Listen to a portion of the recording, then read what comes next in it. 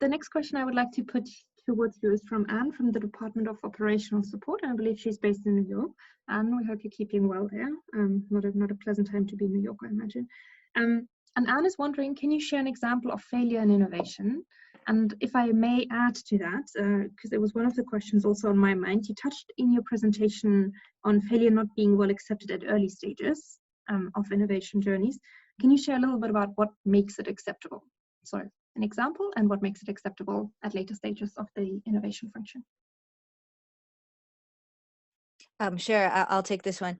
So I think what really makes it acceptable is that we see that there's a lot of learning coming from failure. So traditionally, we see initiatives that do not succeed as failing.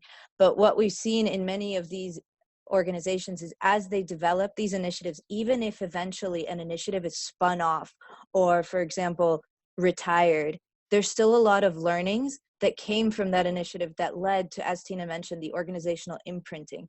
So even if the initiative itself was a failure per se, in the way that we would see an initiative that did not scale, did not succeed by our definition, there were still a lot of learnings that came from it. And I think what really changes this mentality towards failure is the example from the top and showing that as a leader, as a team leader, as a senior leader in my organization, I am not going to fire the person who developed this initiative that was potentially retired, but rather enable them to share the learnings about why it was retired or did not succeed with the rest of the organization so that we can learn on this. And I think this example really helps the rest of the organization come on board and see that it's okay to experiment and sometimes not succeed exactly the way we wanted to. And maybe success is differently measured every time, if that answers the question.